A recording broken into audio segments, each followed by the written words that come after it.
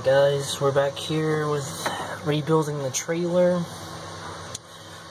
I went to O'Reilly's and bought a power converter for the trailer harness for the car.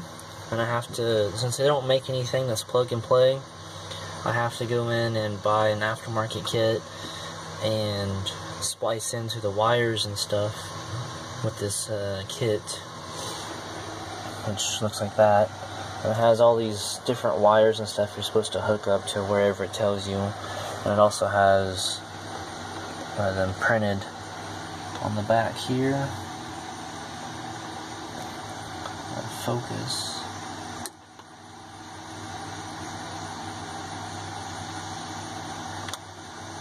There we go. You get your ground, tail lights, left turn, brake, and right turn.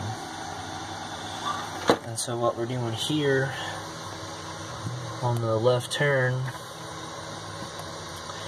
is, this is supposed to be the proper way to splice into a wire.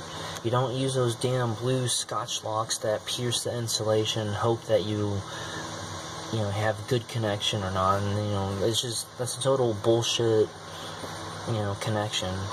What you're supposed to do is you're supposed to go into the connector here and you're supposed to push that little tab up to release the terminal. Once you do that, you go through and you cut the insulation loose and open up the strands like so. And you try to evenly get the strands pushed across so that we have the same amount on both sides, which is kind of hard to do sometimes. But then you take your wire here, insert it in there. It's supposed to insert it like so, and then you pull this main harness tight, right?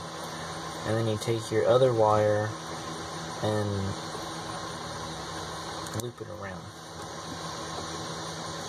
When I worked at Chrysler, this was the proper way to splice into a wire, which, it may be different for other makes and models, but this is just how I'm doing it. And not really parked in the best position for this, but I'm gonna give it a go. So then take your solder pen, turn the fat bitch on. But you pretty much do this with all the other wires, except your ground wire. The ground wire, you use a self-tapper, and you hit the main body down, just anywhere in the body. And you turn it over, like so, so that way you solder all around the connection.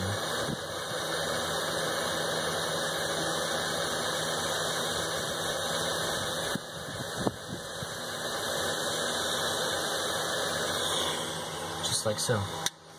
But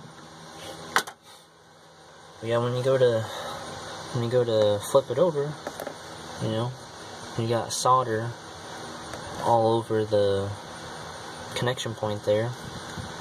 Just push these two together as best you can. Grab your heat shrink and slide it over the metal terminal if you can. These terminals are extraordinarily big, which kind of poses a slight problem.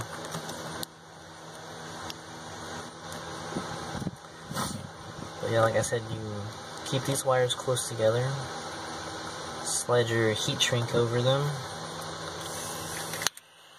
turn your pen back on, and shrink the tube.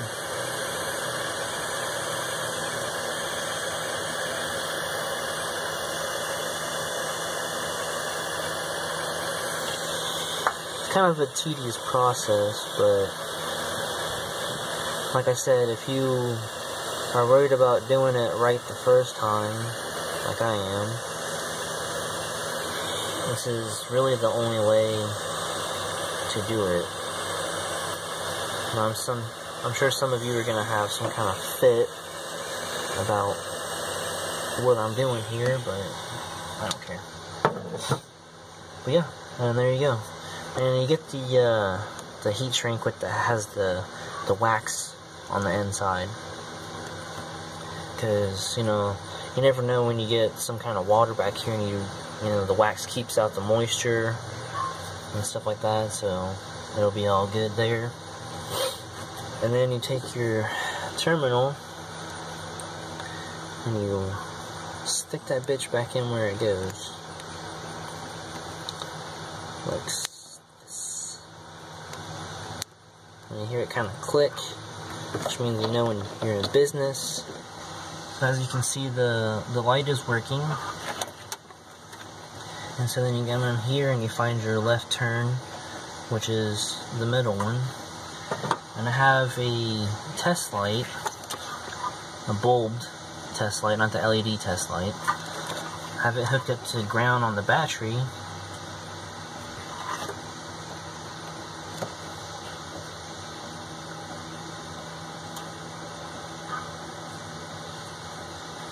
Which, it's not working. I just wanted to share with you the proper way to attach a wire into another wire in the harness.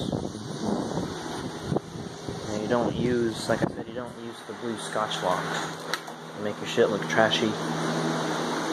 And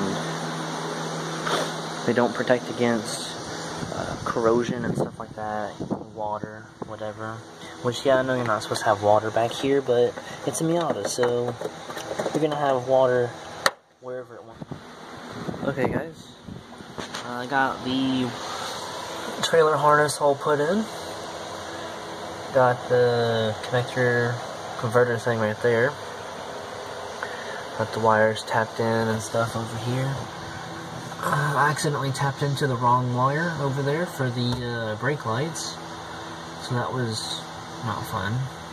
Good thing I didn't solder it yet. So, and the white wire over there is my ground that I just kind of tapped into the body, like so.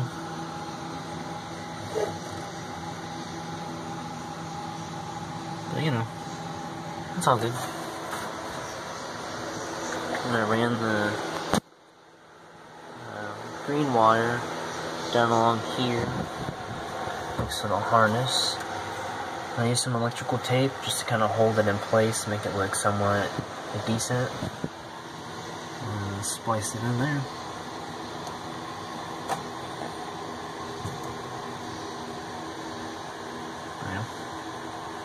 Yeah, all said and done. Cool. And I checked it with the car running. I used my test light.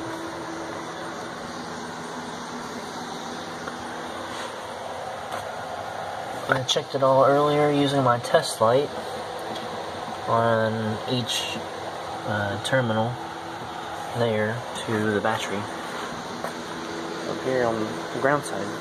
So it all functions. Thanks for watching.